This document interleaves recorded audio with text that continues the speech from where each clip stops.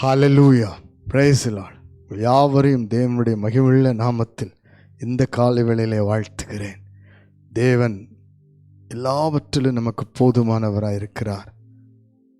அவர் நமக்கு செய்ய நினைத்தது ஒன்றும் தடைப்படாது. நீங்கள் இந்த காலை வேளையிலே தேவனுடைய வார்த்தையை கேட்டுக்கொண்டிருக்கிறீர்கள். இந்த வார்த்தை ஆசீர்வாதமான மன்னாவாக உங்களுக்கு கர்த்தர் பேசுவதன் மூலம் உங்களை நான் சந்திப்பதில் மகிழ்ச்சி அடைகிறேன்.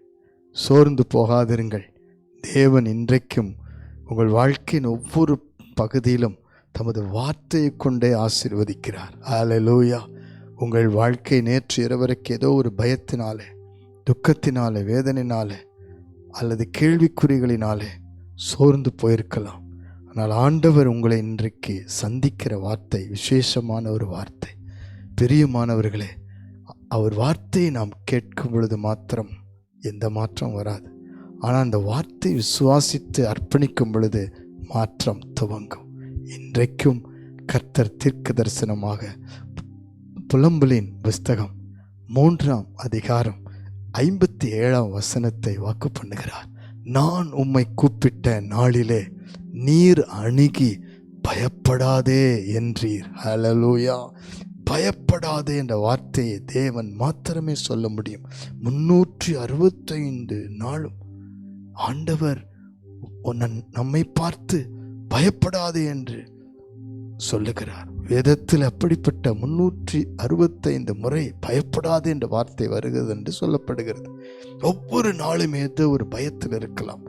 குடும்பத்தை குறித்து, உங்களை குறித்து, வியாதியை குறித்து, கடனை குறித்து, பிரச்சனை குறித்து, கெட்ட சொப்பனங்களை குறித்து, மரண பயம் இன்றைக்கு வாட்டிக்கொண்டிருக்கலாம். ஏதோ ஒரு சூழ்நிலை உங்களை அடிக்கடி தேவையில்லாத ஒரு பயத்தை கொண்டு வந்திருக்கலாம்.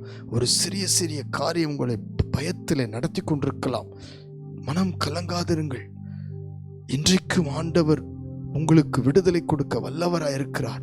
பிரியமானவர்களே, ஆதியாகமத்தின் புஸ்தகம் 15ஆம் அதிகாரம் 1ஆம் வசனத்திலே ஆபிரகாமை பார்த்து ஆண்டவர் சொல்லுகிறார், இந்த காரியம் நடந்த பின்பு ஆண்டவர் மறுபடி தரிசனமாகி பயப்படாதே, நான் உனக்கு கேடகமும் மகா பெரிய பலனுமா இருக்கிறேன்னு சொல்லி, ஒன்றும் இல்லாத நிலைமையில குழந்தை பாக்கியத்துக்கு வாக்குத்தத்தம் உண்டு, ஆனால் அது நிறைவேறல.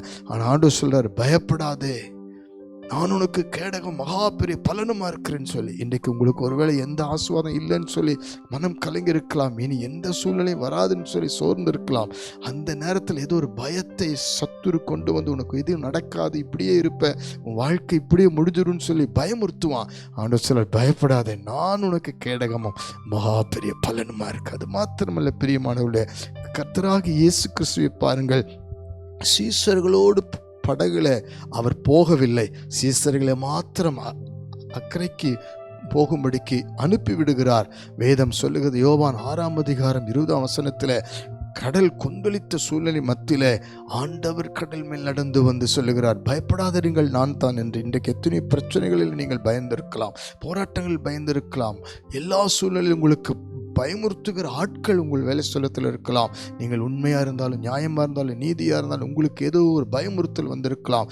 கடன் இன்னும் முடியவில்லை என்ற பயம் இருக்கலாம், பிள்ளைகளை குறித்த பயம், கணவனை குறித்த பயம், ஏதோ ஒரு பயத்தில் ஆட்கொண்ட பொழுது அதன் மேல் நடந்து வந்து உங்களை ஆண்டவர் சொல்றார், நான் தான், பயப்படாது. நீங்களும் அந்த பயத்திலிருந்து விடுவிக்கப்பட ஆண்டவரை நோக்கி பாருங்கள். அதோடு கூட கர்த்தர் மரித்தோரிலிருந்து உயிர்த்தெழுந்து சீசர்கள் நடுவிலே வெளிப்படுகிறார். பூட்டப்பட்ட கதவின் நடுவில் என்று பயப்படாதிருங்கள், உங்களுக்கு சமாதானம் என்று சொல்லுகிறார். இப்பொழுது நாம் ஜெபிக்க போகிறோம்.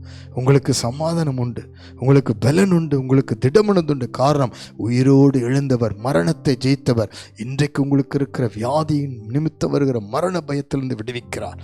இப்பொழுது ஜெபிக்கலாமா? பரலோக பிதாவே, பயப்படாதே என்று சொல்லி தைரியப்படுத்துகிறவரே, நான் கூப்பிட்ட நாளில் என்று சொன்னபடி நாங்கள் கூப்பிடுகிறோம். நாங்கள் இப்பொழுது உம்மை நோக்கி ஜெபிக்கிறோம். இப்பொழுது பயந்திருக்கிற அத்தனை பேரையும், சிறு பிள்ளைகள் முதல் வாலிப பிள்ளைகள் முதல் ஆண்டவரே பெரியவர் முதற்கொண்டு எல்லாருக்குள்ளும் ஒரு விடுதலை அனுப்புவீராக. ஆசீர்வாதம் இல்லாமல் ஏதோ ஒரு போராட்டத்து நிமித்தம், ஆண்டவரே மரண பயத்து நிமித்தம் இருக்கிற அத்தனை பேரையும் விடுவிக்கும்படி பயப்படாதே என்ற வார்த்தை ஒவ்வொரு இருதயத்தை இப்பொழுது தொடுவதாக, ஒவ்வொரு வாழ்க்கையும் தொடுவதாக, ஒவ்வொரு குடும்பத்தை தொடுவதாக, ஒவ்வொரு பிரச்சனைக்கு மத்தியிலும் இந்த வார்த்தை இப்பொழுது கடந்து போவதாக என்று ஜெபிக்கிறேன். இயேசுவின் நாமத்தில் அந்த பயத்தின் ஆவி இப்பொழுது எடுக்கப்படுவதாக. பயம் வேதனை உள்ளது என்று வேதத்தில் வாசிக்கிறபடி அந்த வேதனை கொண்டு வருகிற பயம், பிசாசினால் வருகிற பயம், பாவத்து நிமித்தம் வருகிற பயம், சாபத்து நிமித்தம் வருகிற பயம், வியாதி நிமித்தம் வருகிற பயத்தை எடுத்து போடும்படி ஜெபிக்கிறோம். இப்பொழுதே விடுவித்ததற்காய் நன்றி நன்றி நன்றி. இயேசுவின் நாமத்தில் சிலுவையிலே ஜெயமெடுத்த வல்லமை ஒவ்வொருவரையும் விடுவிப்பதற்காய் ஸ்தோத்திரம். இயேசுவின் மூலம் ஜெபிக்கிறோம் நல்ல பிதாவே.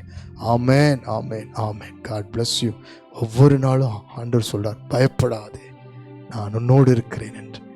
நாம் கர்த்தரையே நம்பியிருப்போம்.